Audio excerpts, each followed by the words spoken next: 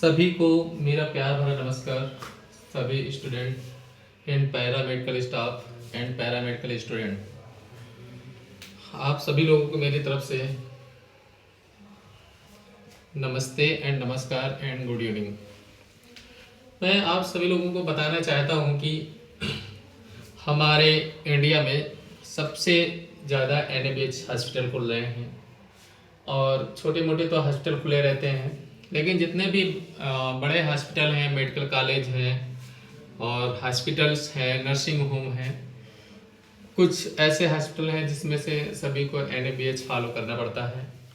और hospital line में सबसे एक इम्पॉर्टेंट चीज़ होती है बायोमेडिकल, जिसमें से कि बायोमेडिकल से क्वेश्चन बहुत पूछे जाते हैं। यहाँ तक कि अगर कहीं भी आप इंटरव्यू देने जाते हैं तो वहाँ भी बायोमेडिकल से ही क्वेश्चन ज़्यादातर पूछे जाते हैं कि इस पर्सन को बायोमेडिकल का नॉलेज है या नहीं है। अगर पर्सन नहीं बता पाता है या स्टाफ नहीं बता पाता है तो उस कंडीशन में उस स्टाफ को नहीं रखा जाता है। यही बोला जाता है जब आपको बायोमेडिकल के बारे में नहीं जानते हैं तो आप ड्यूटी कैसे कर पाएंगे, और उस कंडीशन में उस बेचारे को, उस कैंडिडेट को नौकरी नहीं दी जाती है। जैसे हम लोग भी हैं, बहुत से स्टाफ आते हैं हमारे पास में, उन लोगों से हम लोग पूछते भी हैं कि क्या आप बायोमेडिकल के बारे में जानते हैं। स्टाफ बहुत से कह देते हैं हाँ जानते हैं, लेकिन बायोमेडिकल के बारे में जानते हैं तो तुरंत बता देगा हाँ जानते हैं, लेकिन जानने की जब बात आती है ना तो हवा वाइयाँ उड़ जाती हैं, केवल हवा में चलते हैं वो लोग। बस जो काम उनका नहीं है वो भी काम बता देते हैं कि हाँ हमको सब कुछ आता है, लेकिन बेचारों को जब पूछा जाता है ना तो ज़्यादातर कुछ बता नहीं पाते हैं और उनको नहीं रखा जाता है। फिर क्या कहा जाता है कि आप ठीक है, आप वेट करिए, आपको कॉल की जाएगी, लेकिन इसके बाद कॉल नहीं की जाती है। वो बेचारा इंतजार में बैठा रहता है तो क्योंकि वो इंटरव्यू फेल हो जाता है ना। तो मैं आपको बता रहा हूँ बायोमेडिकल वेस्ट, जिसको कहते हैं BMW का फुल फॉर्म है biomedical waste, hospital wastage management, यानी हॉस्पिटल से निकला हुआ कूड़ा को ही बायोमेडिकल कहते हैं। जैसे अब बायोमेडिकल डिफिनेशन क्या है, मरीज के इलाज के समय या उसके डायग्नोसिस करते समय और मेडिकल रिसर्च करते समय जो कचरा उत्पन्न होता है उसे मेडिकल वेस्ट कहते हैं। ये डिफिनेशन आपकी रही। अब मेडिकल वेस्ट प्रोग्राम सर्वप्रथम किसने किया था तो वो भी मैं बताता हूँ। मेडिकल वेस्ट प्रोग्राम सर्वप्रथम ministry of environments and forest द्वारा दिया गया था। बायोमेडिकल वेस्ट मैनेजमेंट रूल्स एक बना था इंडिया में 2016 में बना था, जो 2018 और 19 में लागू हुआ था, है ना। अब इसके स्टेप ऑफ मैनेजमेंट क्या होते हैं, अगर आप लोग ये भी बताते हैं तो इसके बाद पूछ लेगा कि स्टेप ऑफ मैनेजमेंट क्या होता है। Biomedical steps of waste management, number 1 segregation, number 2 collection और स्टोरेज, नंबर 3 पैकेजिंग और transport, number 4 treatment, number 5 disposal. अब आपको मैं एक चीज़ बताता हूँ, सेग्रीगेशन में क्या करते हैं। सेग्रीगेशन में जो हम लोग किसी पेशेंट साइड में जाते हैं मेडिसिन लगाने के लिए, या पैरामेडिकल स्टाफ जाता है लगाने के लिए, तो एक ट्रे लेकर के जाता है, और देखे भी होंगे कि आप लोग भी लेकर के ट्रे जाते हैं, लेकिन कभी कभी किसी हॉस्पिटल में छोटे मोटे होते हैं तो वहाँ ट्रे बेचारों को मिलती नहीं है तो ऐसे लेकर के चले जाते हैं ना। तो जो मरीज से निकला हुआ कचरा, जैसे सिरेंज के रैपर्स वगैरह हो, मरीज या इंजेक्शन के निकले हुए रैपर या सिरेंज से निकली हुई पन्नी या एम्पुल, ये ETC अन्य चीज़ें उससे ट्रे में हम लोग डालते हैं, ठीक है। उसको बोलते हैं कचरा उत्पन्न होना, यानी मतलब सेग्रीगेशन करना। दूसरा कलेक्शन और स्टोरेज, मरीज से निकला हुआ कचरा, है ना। तो मरीज के कुछ भी काम करने जाएंगे तो उससे तो निकला कचरा, ठीक। दूसरा पैकेजिंग और ट्रांसपोर्ट, कुछ चीज़ें ऐसी होती हैं जो ट्रांसपोर्ट भी करनी पड़ती हैं। अब आप लोग उलझ जाएंगे ट्रांसपोर्ट क्या करना पड़ता है, वो भी मैं आपको बता रहा हूँ।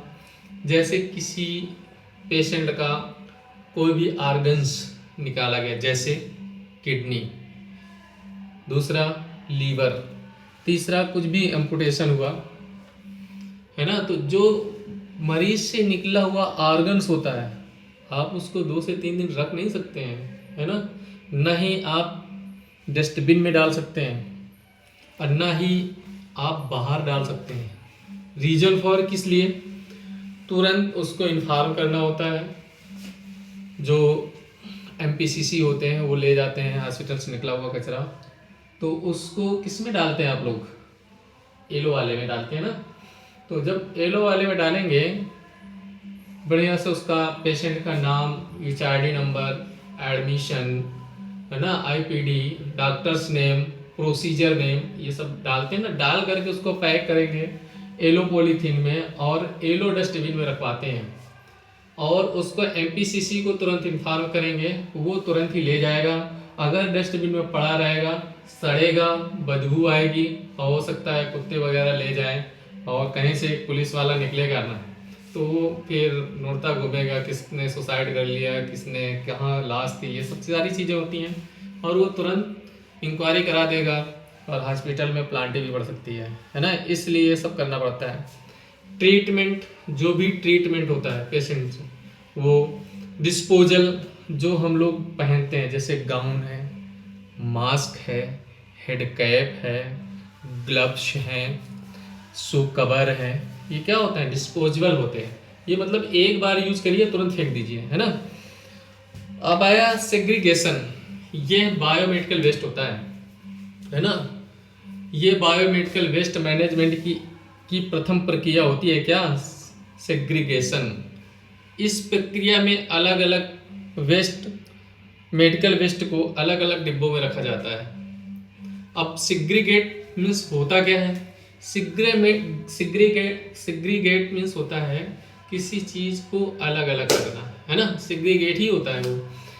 अब इनकी डस्टबिन कितनी होती हैं पता है आपको? जैसे हम लोग पूछते हैं ये बताइए कि बायोमेडिकल में डस्टबिन कितनी होती है, बंदा कभी 3 नहीं बताएगा, बंदा बताएगा कितनी? 4, जो कि बिल्कुल ही गलत होता है। पूछिए क्यों? केवल पीवीसी कंटेनर को लगा करके 4 होता है, अगर उसको लगा करके स्टाफ बताता है 5 होते तो बिल्कुल गलत है। यानी उसको जरा इससे भी नॉलेज नहीं है। कौन सा?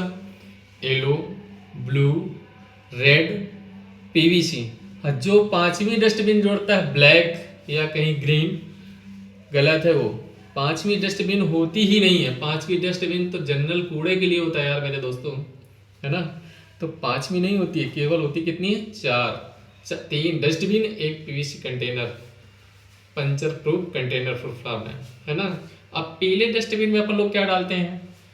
ह्यूमन ऑर्गेनोमेडिकल वेस्ट, शरीर के अंग और ऊतक, जैसे मरीज का ब्लड से सना हुआ चीज, ब्लड बैग, है ना। ये बहुत सी सारी चीज अपन लोग डालते हैं जो कि। नंबर 2, ड्रेसिंग और बैंडेज।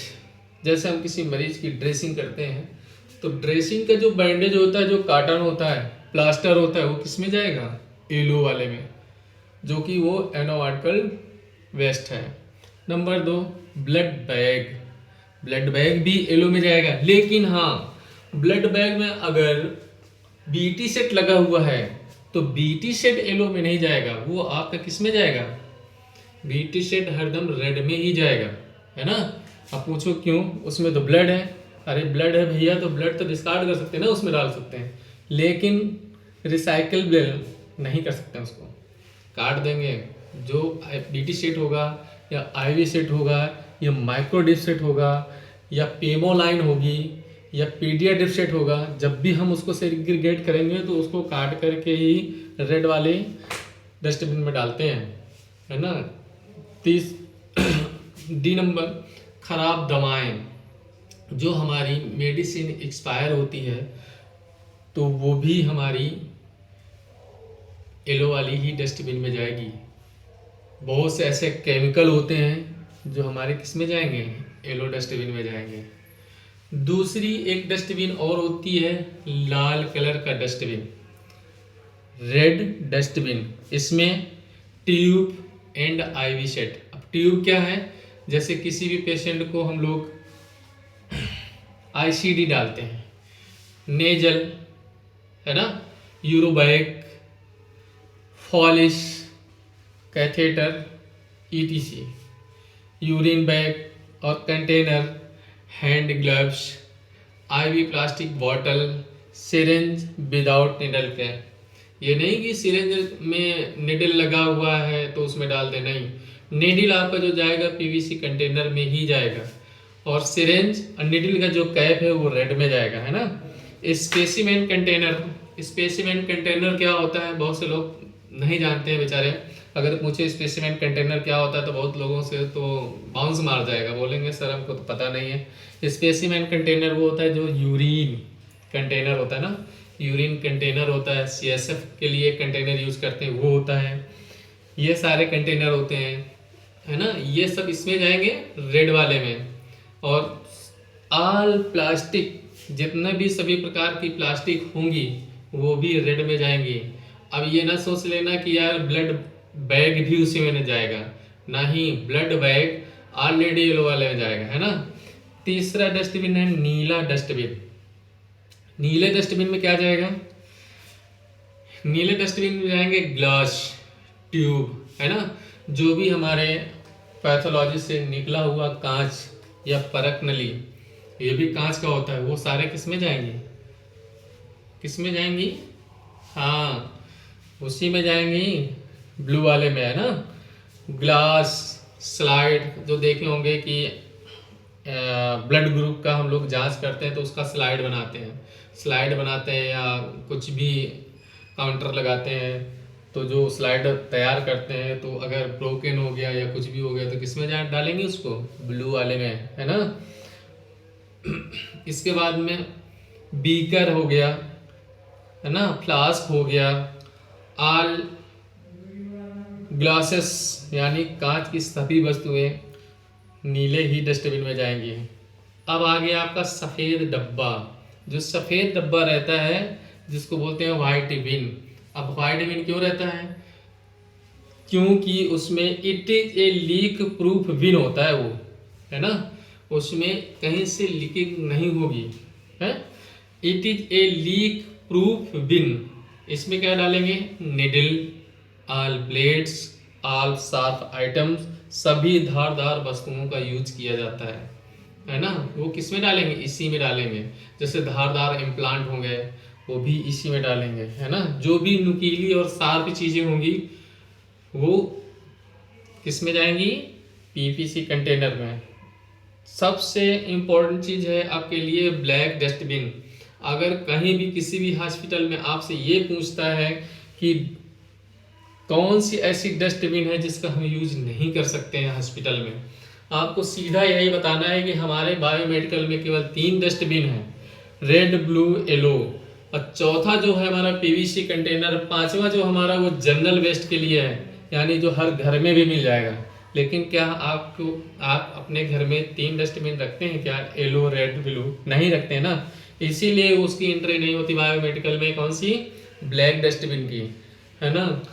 और ब्लैक डस्टबिन भी 2 जगह रखी जाती है।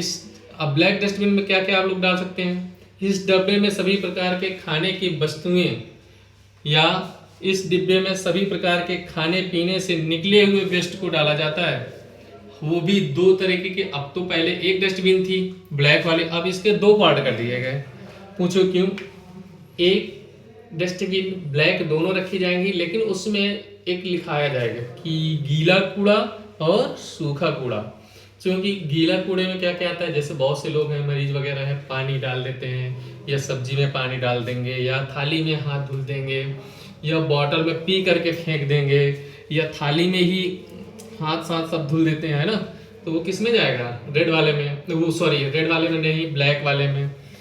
जो हमारा एक ड्राई एक सॉलिड, तो वो सॉलिड में जाएगा। और जो ड्राई वाला होगा, जैसे हमारी रोटी बची हुई है ना, तो किस में जाएगी,